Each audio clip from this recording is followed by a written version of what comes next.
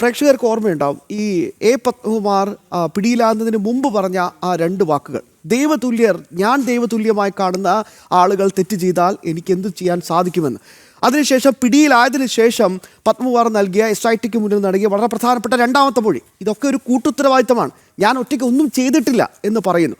അന്ന് പത്മകുമാറിനൊപ്പം ഉണ്ടായിരുന്ന രണ്ട് ദേവസ്വം ബോർഡ് അംഗങ്ങൾ ശങ്കർദാസും വിജയകുമാർ, ഇവരിലേക്ക് നിർണായകമായ അന്വേഷണം എത്തും എന്ന രീതിയിലുള്ള ചില അപ്ഡേറ്റ്സുകൾ പ്രിയപ്പെട്ട പ്രേക്ഷകരെ ഞങ്ങൾ ഉൾപ്പെടെയുള്ള മാധ്യമങ്ങൾ നൽകിയിരുന്നു. പക്ഷേ ദിവസങ്ങൾ എത്രയായി വിജയകുമാറിനോ അല്ലെങ്കിൽ ശങ്കർദാസിനെയും വിളിച്ചു വരുത്തി മൊഴിയെടുത്ത് വിട്ടയച്ചു എന്നതല്ലാതെ ഏത് രീതിയിലാണ് അന്വേഷണം മുന്നോട്ട് പോകുന്നത്? എവിടെയൊക്കെയോ എന്തൊക്കെയോ ഒരു പൊരുത്തക്കേടുകൾ പ്രിയപ്പെട്ട പ്രേക്ഷകരെ നമുക്ക് സംശയിച്ചാൽ തെറ്റു പറയാനാകുമോ?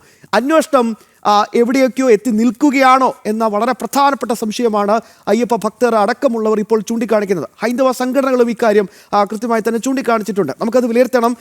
വീണ ചേരുന്നുണ്ട് വിശദാംശങ്ങൾ നൽകാനായി. MS വീണ, ഇതിൽ ഏറ്റവും പ്രധാനപ്പെട്ട ചോദ്യം അത് തന്നെയാണ്. കടകംപള്ളിയിലേക്ക് എത്തി നിൽക്കുമ്പോഴാണ് കൃത്യമായ അന്വേഷണത്തിന് ഒരു സ്റ്റോപ്പ് വന്നത്. മുൻ ദേവസ്വം ബോർഡ് അംഗങ്ങളായ വിജയകുമാറിനും ശങ്കർദാസിനൊക്കെ ഇതിൽ കൃത്യമായി പങ്കുണ്ടെന്ന് പറഞ്ഞത് ആരാണ്? അന്നത്തെ പ്രസിഡന്റ് കൂടിയായ എ പത്മകുമാർ. ബഹുമാനപ്പെട്ട ഹൈക്കോടതി ഇന്നലെയും നിരീക്ഷിച്ചു, വമ്പൻ തോക്കുകളുണ്ട്, അവരെയൊക്കെ നിയമത്തിന് മുന്നിൽ എത്തിക്കണമെന്ന്. എവിടെയാണ് ഈ പൊരുത്തക്കേടുകൾ ഉണ്ടാകുന്നത്? എവിടെയാണ് ഒരു മന്ദഗതി ഫീൽ ചെയ്യുന്നത്?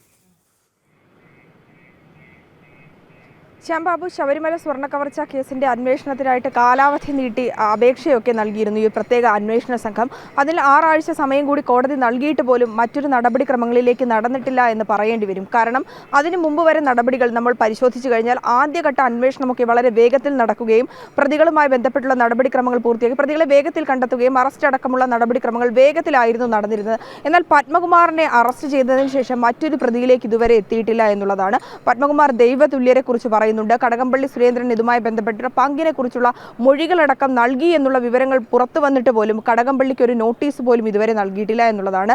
കടകംപള്ളി സുരേന്ദ്രൻ അന്ന് മുൻ ദേവസ്വം മന്ത്രിയായിരുന്നു, അതുപോലെ തന്നെ ഇപ്പോൾ കഴക്കൂട്ടത്തെ MLA കൂടിയാണ്. അപ്പോൾ ഇതുമായി ബന്ധപ്പെട്ട് SIT സംഘത്തിന് മേൽ ബാഹ്യമായ സമ്മർദ്ദം നേരിടേണ്ടി വരുന്നു എന്ന് നമുക്ക് സംശയിക്കേണ്ടി വരും. കാര്യം അതുവരെ നടന്ന നടപടിക്രമങ്ങളെല്ലാം വേഗത്തിലായിരുന്നു. ബോർഡ് അംഗങ്ങളെക്കുറിച്ചുള്ള വിവരങ്ങൾ പോലും കൃത്യമായി പത്മകുമാർ നൽകിയിട്ടുണ്ട്. അതായത് അന്നത്തെ ഭരണസമിതി അംഗങ്ങളായ ശങ്കർദാസിന്റെയും വിജയനുമൊക്കെ ഇതുമായി ബന്ധപ്പെട്ട് പങ്കുണ്ട്. ഏകപക്ഷീയമായ ഒരു തീരുമാനം എടുത്തിട്ടില്ല. ബോർഡ് അംഗങ്ങൾ എല്ലാവരും കൂടി ചേർന്നാണ് ഈ ഒരു തീരുമാനം എടുത്തത്. കൂട്ടുത്തരവാദിത്തമുണ്ടെന്ന് പത്മകുമാർ ആവർത്തിച്ച് പറയുന്നുണ്ട്. ജാമ്യ ഹർജിയിലടക്കം ഇക്കാര്യങ്ങൾ പത്മകുമാർ വ്യക്തമാക്കുന്നുമുണ്ട്. ഈ വിളിച്ചു വരുത്തി മൊഴിയെടുക്കൽ നടപടികൾ മാത്രമാണ് നടത്തിയിട്ടുള്ളത്. അറസ്റ്റ് അടക്കമുള്ള നടപടിക്രമങ്ങൾ ഇപ്പോഴും നടന്നിട്ടില്ല എന്നുള്ളതാണ്. പത്മകുമാർ അറസ്റ്റിലായി ദിവസങ്ങൾ പിന്നിടുമ്പോഴും മറ്റൊരു പ്രതിയിലേക്ക് ഇതുവരെ എത്തിയിട്ടില്ല. അതിനാൽ തന്നെ അന്വേഷണം മന്ദഗതിയിലാണ് പോകുന്നതെന്ന് നമുക്ക് പറയേണ്ടി വരും. മറ്റൊരു കാര്യം എന്നുള്ളത്, തദ്ദേശ തിരഞ്ഞെടുപ്പ് ഇപ്പോൾ അടുത്തിരിക്കുന്ന ആ ഒരു തിരഞ്ഞെടുപ്പ് സമയത്ത് തന്നെ സർക്കാരിന് ഇത് തിരിച്ചടിയാകുമെന്നുള്ള കാര്യം തിരിച്ചറിയാം. അത് മനസ്സിലായി കഴിഞ്ഞു. പ്രാദേശിക നേതാക്കൾക്കടക്കം ഇതുമായി ബന്ധപ്പെട്ട് പ്രവർത്തിക്കുമ്പോൾ ഓരോ വീടുകളിൽ ചെല്ലുമ്പോഴും ഈ ശബരിമല സ്വർണ്ണക്കവർച്ചയുമായി ബന്ധപ്പെട്ട ചോദ്യങ്ങൾ ഇത്തരം പ്രവർത്തകർക്ക് നേരെ ഉയരുന്നുണ്ട്. കൃത്യമായിട്ട് മറുപടി പറയുവാൻ ഇടതുപക്ഷത്തിന് പ്രവർത്തകർക്ക് സാധിക്കാത്തൊരു സാഹചര്യം കൂടി നിലനിൽക്കുന്നുണ്ട്. ഇത് പാർട്ടിയടക്കം വിലയിരുത്തുന്നു എന്നാണ് അറിയാൻ സാധിക്കുന്നത്. അതിനാൽ തന്നെ തദ്ദേശ തിരഞ്ഞെടുപ്പ് വലിയൊരു തിരിച്ചടി ഉണ്ടാകുമെന്ന് മനസ്സിലാക്കിയ സാഹചര്യത്തിലാണോ ഇതുമായി ബന്ധപ്പെട്ട് SIT സംഘത്തിന് മേൽ ബാഹ്യമായൊരു സമ്മർദ്ദം സർക്കാർ ചെലുത്തുന്നത് എന്ന സംശയം കൂടി ഇപ്പോഴും നിലനിൽക്കുന്നുണ്ട്. അതിനുള്ളൊരു കാരണം ഹൈക്കോടതിയുടെ കീഴിലാണ് അന്വേഷണം നടക്കുന്നത് എങ്കിൽ പോലും ചില ഘട്ടങ്ങളിൽ ഇതുമായി ബന്ധപ്പെട്ടുള്ള ചില CPM അംഗങ്ങൾക്ക് കൃത്യമായി പങ്കുണ്ട്, MLA അടക്കം പങ്കുണ്ട്. ഇതുമായി ബന്ധപ്പെട്ടുള്ള നടപടിക്രമങ്ങൾ കോടതി നിരീക്ഷിക്കുന്നുണ്ടെങ്കിൽ പോലും കടകംപള്ളി ഇതുവരെ എന്തുകൊണ്ട് ചോദ്യം ചെയ്തില്ല, വിളിച്ചു വരുത്തി എന്തുകൊണ്ട് മൊഴി രേഖപ്പെടുത്തിയില്ല എന്നുള്ള വിമർശനങ്ങൾ കൂടി ശക്തമാവുന്ന സാഹചര്യം കൂടിയാണ്.